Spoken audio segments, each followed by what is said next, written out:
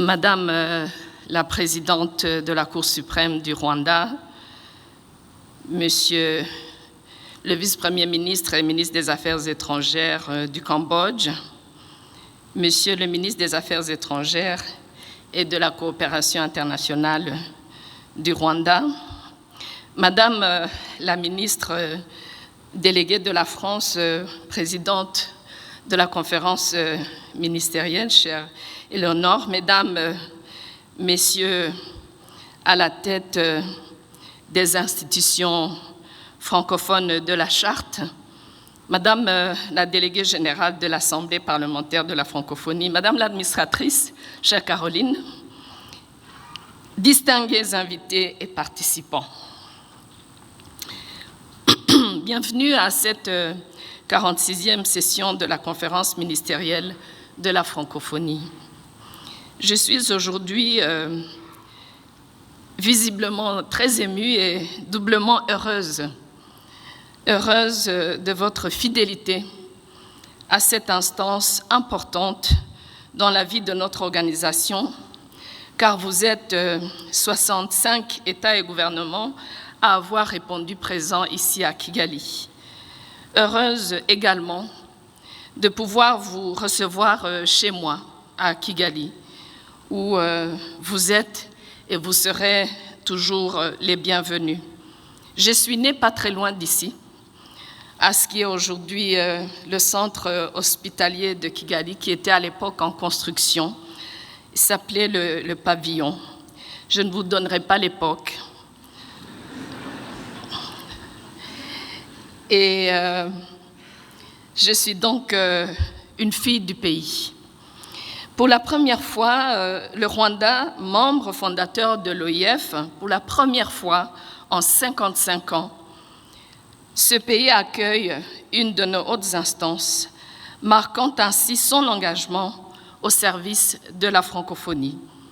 Je remercie donc les autorités rwandaises pour la générosité de leur accueil et la qualité de l'organisation, l'excellente collaboration avec les équipes de l'OIF depuis plusieurs mois.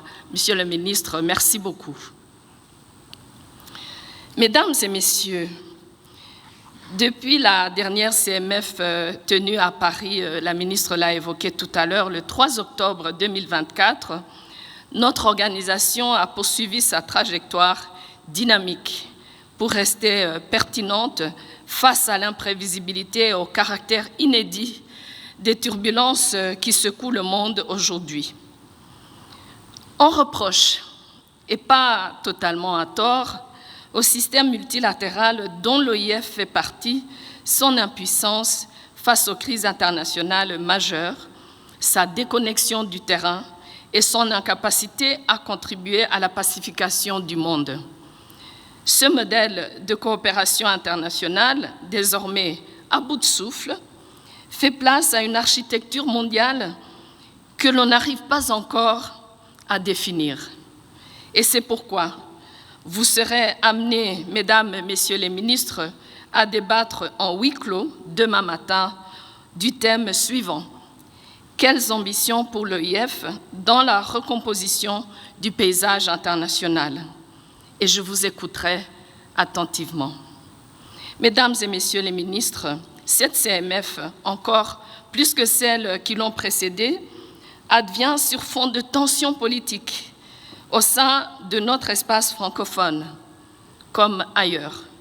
Des élections contestées et sources de violence, des manifestations importantes, des mécontentements populaires, des difficultés politiques notoires, ici et là, dans l'espace francophone.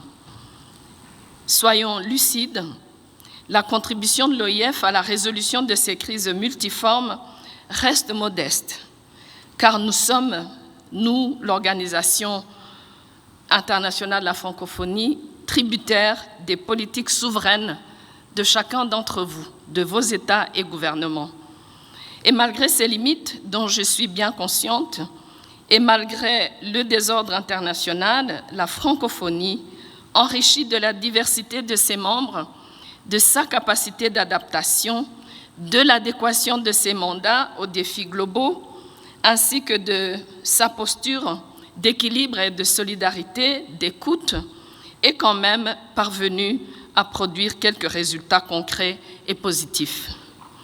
Ainsi, nos indicateurs sont en partie au vert, sans doute grâce à la capacité d'adaptation de notre organisation, mais également grâce au conseil de nos États et gouvernements. Laissez-moi vous donner juste quelques exemples de ce que nous avons pu faire. Je citerai d'abord le travail de fond que nous effectuons pour accompagner la préparation des élections dans les États où nous sommes sollicités. Ainsi, depuis notre dernière CMF à Paris, nous avons mené des missions électorales aux Comores, au Gabon, en Guinée, en Moldavie, aux Seychelles, au Cameroun et tout récemment en Côte d'Ivoire. Nous menons aussi une action de sensibilisation impactante en matière de lutte contre la désinformation auprès des populations, notamment au Liban, en Moldavie encore et en République centrafricaine. En termes d'influence sur la scène internationale, l'OIF a joué un rôle déterminant dans le positionnement de candidats francophones qualifiés à la tête d'organisations internationales influentes. Par exemple, notre implication s'est illustrée pour l'Union africaine, la Banque africaine de développement et plus récemment pour l'UNESCO, des francophones de grande qualité à la tête d'institutions internationales. Notre veille sur la langue française se poursuit avec rigueur grâce à l'expertise de notre observatoire de la langue française basé à Québec au sein de notre représentation diplomatique. Pour illustrer notre activité programmatique, je citerai la mobilité des enseignants que la ministre a mentionné tout à l'heure, soutenue fortement par la France, qui contribue à un apprentissage de qualité du français dans 3 et bientôt 4 pays de l'espace francophone. Et j'ai le grand plaisir de saluer ici même dans cette salle la 3e promotion d'enseignants de français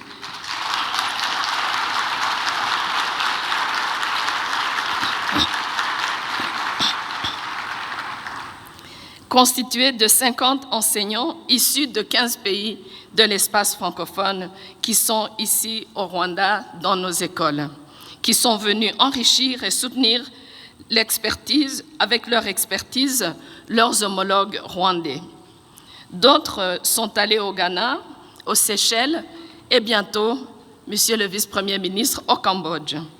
Enfin, je ne peux pas ne pas mentionner l'essor pris par la francophonie économique, notamment à travers nos missions économiques et commerciales, dont la dernière édition au Bénin fut particulièrement fructueuse, avec la signature de plusieurs contrats, dont l'un s'est chiffré, et j'en suis très fière, à 30 millions d'euros au mois de juin dernier.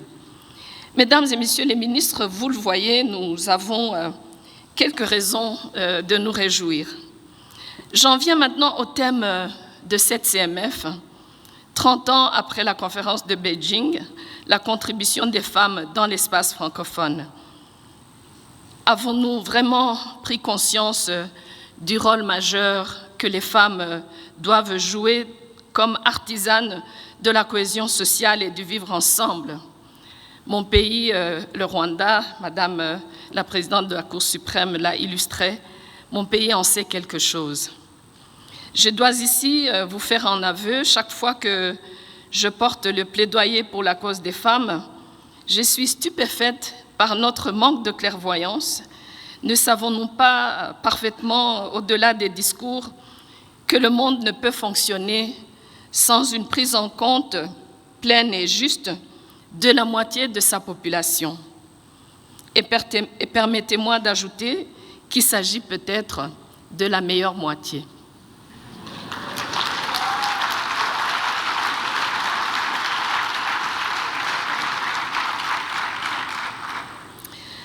Je vous exhorte à dessiner une nouvelle carte de l'espace francophone, mesdames et messieurs les ministres, plus franche, plus décomplexées, qui reconnaissent sans honte et sans préjugés le pouvoir des femmes, aussi bien dans la prévention et le règlement des conflits que plus intimement dans l'instauration de l'équilibre dans les foyers et dans nos familles.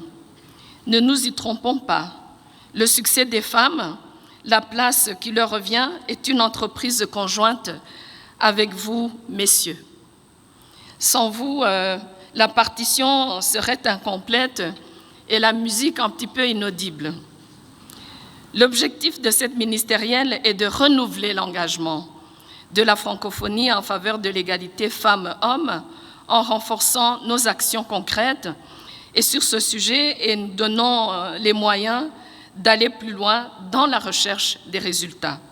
Comme vous le savez, l'OIF a parcouru un long et fructueux chemin en se fixant 2 grandes priorités, à savoir l'éducation des filles et l'autonomisation économique des femmes. À cet égard, le Fonds La Francophonie avec elle, qui a été mentionné ce matin, mérite toute votre attention et vos investissements pour que nous puissions accroître le nombre de bénéficiaires et renforcer leur autonomie et les retombées positives pour leurs familles et pour la communauté francophone. L'appel de Kigali, que nous adopterons à la fin de nos travaux, tracera, je l'espère, la carte d'une vision francophone novatrice et équilibrée autour de cet enjeu majeur. Plus précisément, je profite de cette CMF, Mesdames, Messieurs les ministres, pour vous inviter, aux côtés de l'OIF, à lancer une nouvelle initiative tangible et concrète, spécialement dédiée à la formation et l'insertion des filles et des femmes dans les nouvelles technologies, surtout dans l'intelligence artificielle. Je suis d'ailleurs confiante que les parcours des femmes qui seront présentés dans quelques moments ici même viendront en confirmer le bien fondé. Mesdames et messieurs, notre pays hôte, le Rwanda, fait office de champion, ça a été illustré par la présidente de la Cour suprême, en matière d'égalité. Son histoire, avec tout ce qu'elle comporte de souffrance et de douleur, s'est caractérisée par la résilience exceptionnelle des femmes. Je rends hommage en tant que femme rwandaise aux femmes de ce pays qui l'ont reconstruit.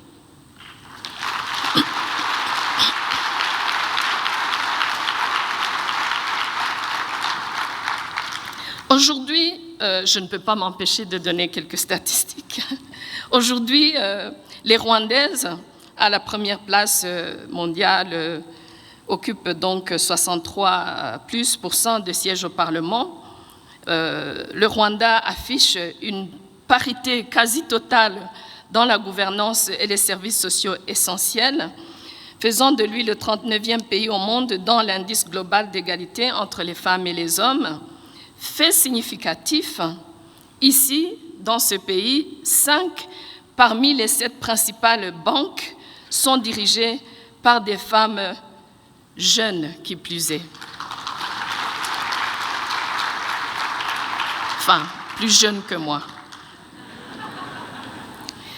Ailleurs dans l'espace francophone, nos États et gouvernements font des avancées inédites.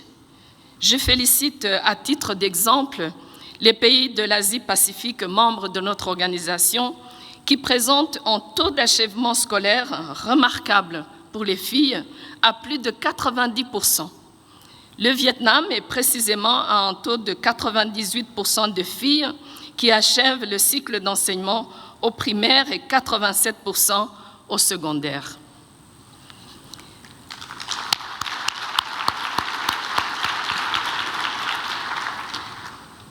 Mesdames, Messieurs les ministres, pour finir, vous l'aurez compris, les situations diffèrent, mais le diagnostic est identique et sans appel. La femme est incontournable dans la transformation positive de nos sociétés. C'est pourquoi je remercie une fois encore notre pays, Monsieur le ministre, d'avoir choisi ce thème et nous souhaite à nous tous une fructueuse conférence ministérielle. Je vous remercie pour votre attention.